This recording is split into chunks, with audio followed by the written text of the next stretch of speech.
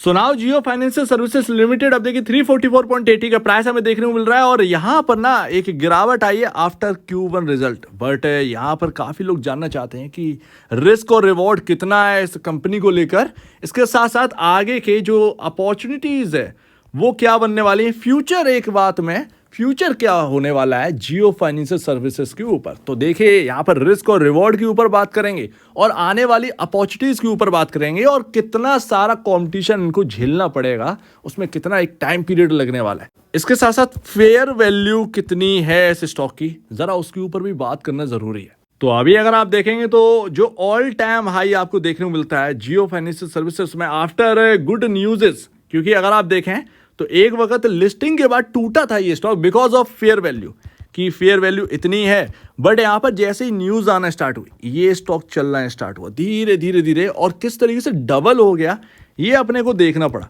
Right. But यहाँ पर अगर आप देखें तो हायर साइड से प्रॉफिट बुकिंग है और ऑलमोस्ट यहाँ पर जो है 12% के अराउंड यहाँ पर जो है आपको डिस्काउंट देखने को मिल रहा है अगर मैं ठीक हूँ। यही लमसम 410 412 के अराउंड यहाँ पर हाई है और अभी 366 के अराउंड ये स्टॉक चल रहा है ऑलमोस्ट। तो यहाँ पर ना आपके सामने ऑल टाइम हाई के आसपास या 10% का करेक्शन है, तो वो कुछ बहुत बड़ा करेक्शन नहीं है। बट हाँ, ट्रिगर नहीं है अपने पास हायर साइड जाने की, बिकॉज न्यूज़ेस जो आनी थी कि यहाँ पर लाइसेंस मिला। अब देखिए लाइसेंस की कोई बड़ी न्यूज़ है नहीं, क्योंकि सबको पता है कि लाइसेंस मिलेगा तभी तो कामकाज शुरू करेंगे।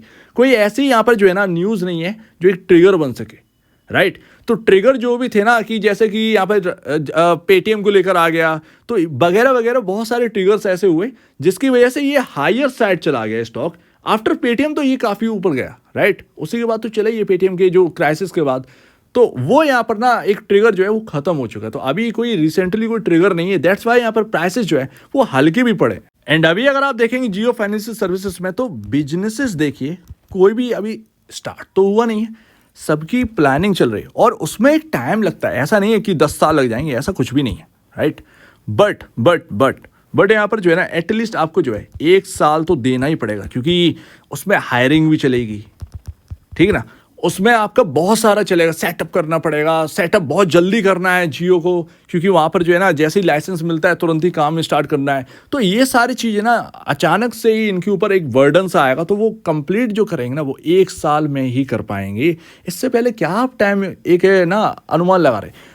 तो बट यहाँ पर जो है ना अभी हम बात करेंगे रिस्क के ऊपर, पहले हम रिस्क के ऊपर बात करेंगे, उसके बाद हम देखेंगे फ्यूचर के बारे में।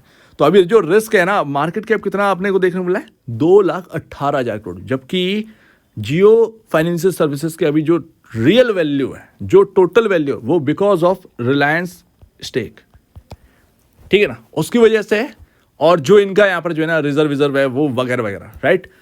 अगर उसको आंका जाए तो आज की जो होल्डिंग वैल्यू है वो लमसम 1.30 लाख करोड़ की यहाँ पर जो है ना बनती है, ठीक है। 1,30,000 करोड़ की इनकी जो है वो वैल्यू बनती है और मार्केट कैप अभी कहां पर चल रहा है आपका 2,18,000 करोड़ रुपए। तो आपने जो एक फेयर वैल्यू अगर आपको निकालनी है तो इस हिसाब से ही निकालनी पड़ेगी, ना कि इस हिसाब से। ये आपका ओवर वैल्यूड, ये आपका रिस्क है। इसके ऊपर जो है ना 1,30,000 करोड़ के ऊपर है ना वो रिस्क है आपका, वो प्रीमियम आप पे कर रहे हैं बिकॉज ऑफ फ्यूचर का यहाँ पर जो है ना लेकर कि इतने सारे बिजनेसेस आने वाले हैं अचानक से, और यहाँ पर जो है ना आप देखिए किस तरीके से सेल्स बढ़ेगी।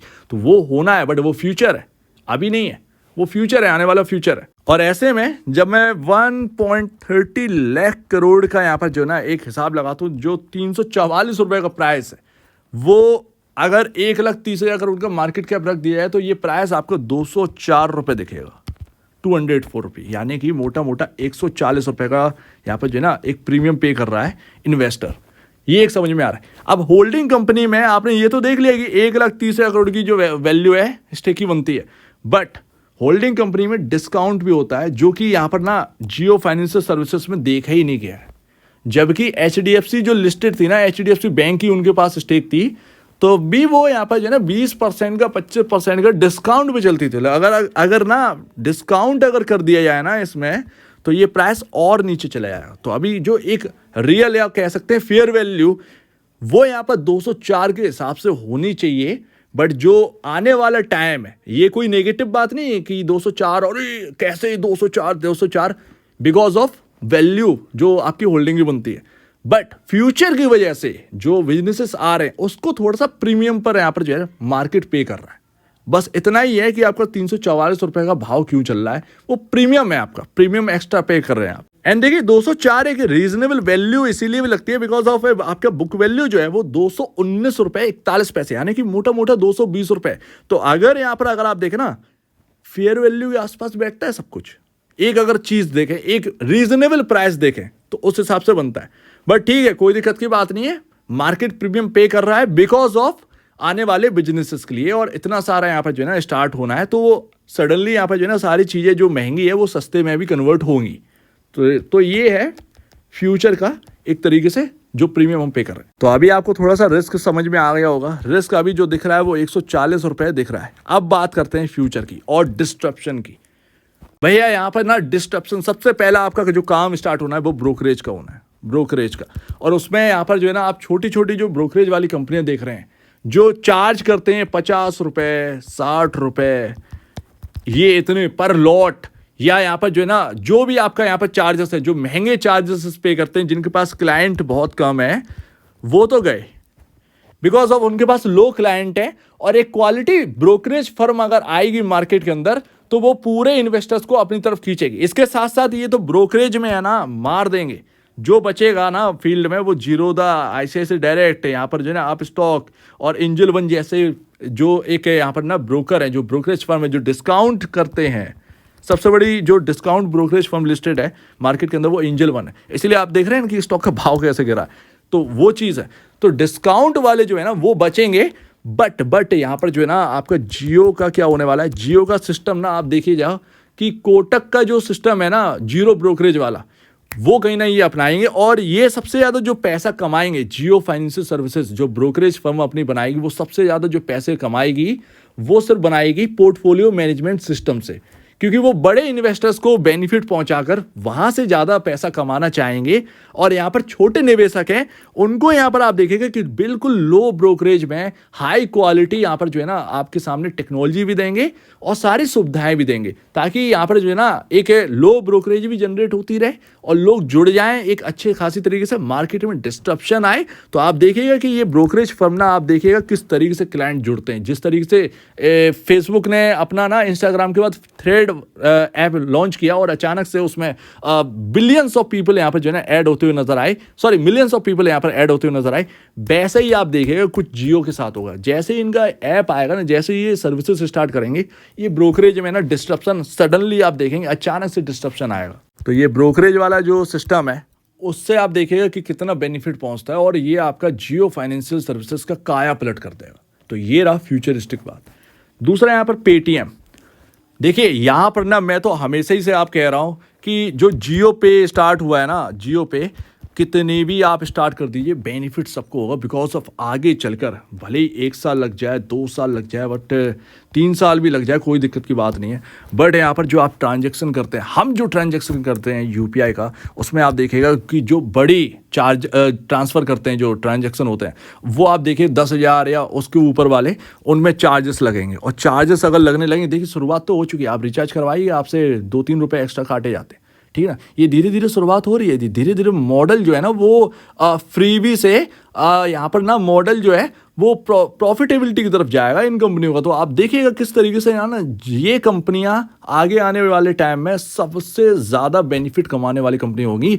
भले ही यहाँ पर ना 10,000 का जो कोई ट्रांसफ़र करना है ना, उसमें अगर 10 पैसे या 20 पैसे का चार्ज डाल देंगे ना, तब भी ये कंपनी का इतना बड़ा मुनाफा हो जाएगा कि आप सोच भी नहीं सकते। आप सोचिए इंडिया के अंदर 10,000 रुपये लोग कितना बेचते होंगे, कम से कम 50, 60, 70 लाख, 1 करोड़ तो यहाँ पे जो है ना डेली बेसिस पे ट्रांजेक्शन हो जाते हैं, यार इससे ज़्यादा ट्रांजेक्शन हो जाते हैं। तो आप समझ सकते हैं कि यूपीआई में जो ट्रांजेक्शन है, मैं तो 10,000 बोल रहा हूँ, हो सकता है 5,000 पे लगाते हैं, और वो लगाएंगे तो इकोनॉमी ही यहाँ पर जो है ना बढ़ेगी, उसमें कोई दिक्कत की बात नहीं है, बिकॉज ऑफ जॉब क्रिएशन बहुत अच्छी तरीके से हो जाएगा। तो ये आने वाले टाइम में हो, और इस तरीके से यहाँ पर ना जियो पे को बेनिफिट मिलेगा फिर उसमें पेटीएम को भी बेनिफिट मिलेगा, आपको यहाँ पर देखने को मिलेगा, फोन पे को भी मिल रहा है, सभी यहाँ पर जो है बेनिफिट में जाने वाले हैं। और देखिए मैं सिर्फ 3 बिजनेसेस की बात कर रहा हूँ, मैं म्यूचुअल फंड को नहीं जोड़ रहा हूँ। म्यूचुअल फंड हुआ, आपका इंश्योरेंस हुआ, ये इन सबको नहीं जोड़ रहा हूँ, बिकॉज ऑफ ये अचानक से इनमें ना कोई बहुत बड़ा सर्ज नहीं आएगा। म्यूचुअल फंड और आपका जो इंश्योरेंस है बिजनेस में, उसमें कोई सर्ज नहीं आने वाला, सडनली कोई सर्ज नहीं आएगा इतना बड़ा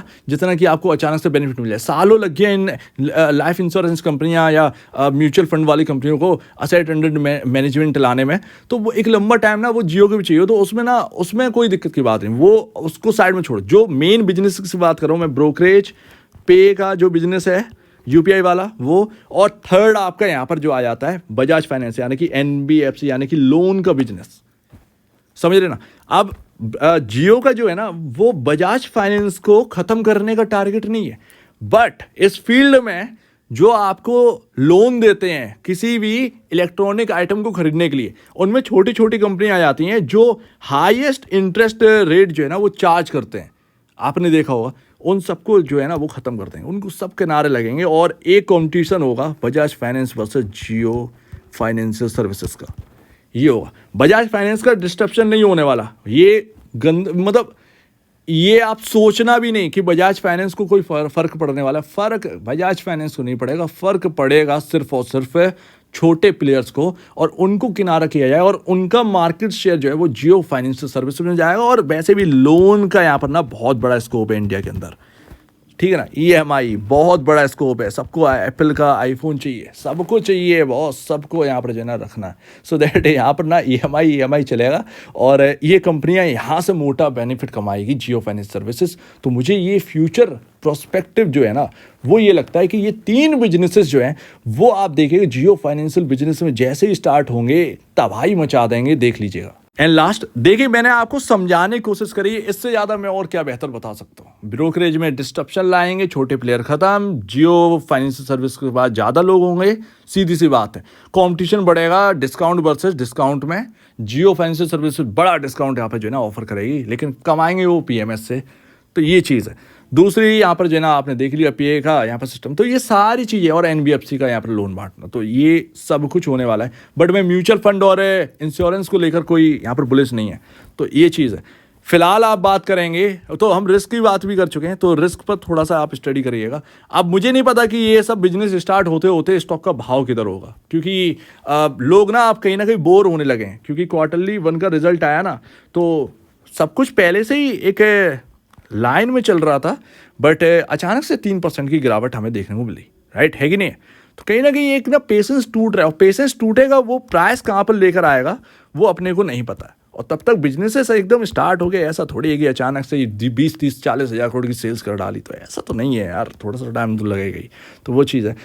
टेक्निकल चार्ट पर देखते हैं, टेक्निकल चार्ट मूविंग एवरेजेस के हिसाब से थोड़ा सा नेगेटिव है। यहाँ पर ना मैंने आपके सामने ट्रेंड लाइन रखी थी, बहुत ट्रेंड लाइन के स्टॉक लाए वास्तव में यार, और 2024 में ये स्टार्ट हुई जनवरी के टाइम, और ये ट्रेंड लाइन से देखिए किस तरीके से स्टॉक जो है ना वो 230 रुपए से चलते 400 रुपए हिट कर गया, ये ट्रेंड लाइन। और ट्रेंड लाइन जब टूटी ना, तब से यहाँ पर जो है ना अगर आप देखोगे तो एक इनलाइन माहौल ही देखने को मिल रहा है, कोई भी हमें जो है ना जनरेट करके नहीं दे रहा है रिटर्न। ये ट्रेंड लाइन टूटने के बाद आप देख सकते हैं, आसानी से आप देख सकते हैं, तो ये चीज़ है। तो अभी आप देखेंगे मूविंग एवरेजेस के हिसाब से जो कि आते हैं आपके 344 पर, नॉट 366, 344 पर क्लोजिंग हुई है।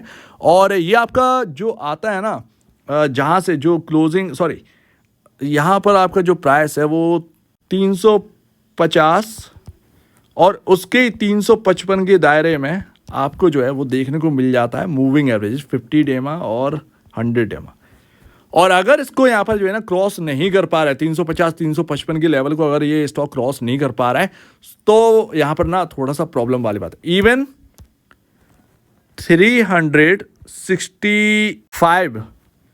365 के अराउंड जो है ना वो आप देखिए किस तरीके से यहाँ पर जो है ना एक लाइन बनी हुई है, तो उसको क्रॉस करना आसान नहीं है। तो ये चीज़ है, इसको निकाल पाना आसान नहीं है, लेकिन अगर इसको निकालेगा तो यहाँ पर जो है ना आपको रिटर्न जरूर जनरेट करके कहीं ना कहीं देगा।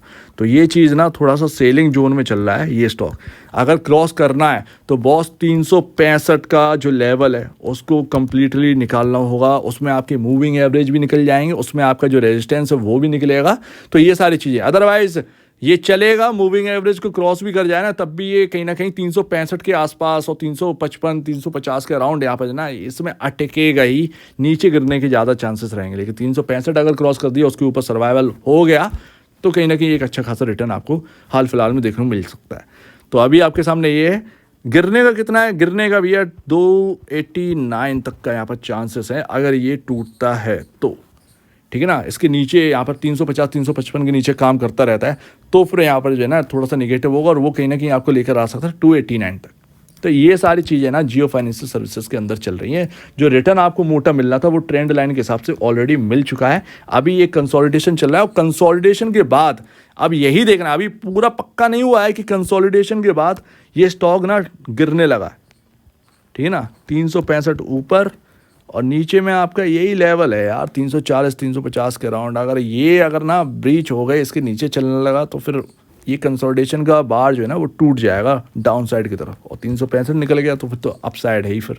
तो कुछ इस तरीके से आप जो है स्ट्रेटजी बना सकते हैं। हाल फिलहाल में आप जो है जियो फाइनेंशियल सर्विसेज की स्टडी करिएगा और देखिएगा कि कितना ठीक है ये, राइट। क्योंकि मैं बता रहा हूँ, मेरा अपना पर्सनल व्यू है, शेयर कर रहा हूँ, लेकिन आपका स्टडी करना बनता है। सो उम्मीद है काफ़ी कुछ आपको समझ में आया होगा। एक बार निवेश से पहले या बेचने से पहले अपने ब्रोकर एडवाइस से जरूर सलाह लीजिएगा, खुद की स्टडी करिएगा, उससे बेहतर कुछ भी नहीं है, खुद की स्टडी मस्ट है। तो आप दीजिए मुझे वीडियो देखने के लिए बहुत बहुत धन्यवाद दोस्तों।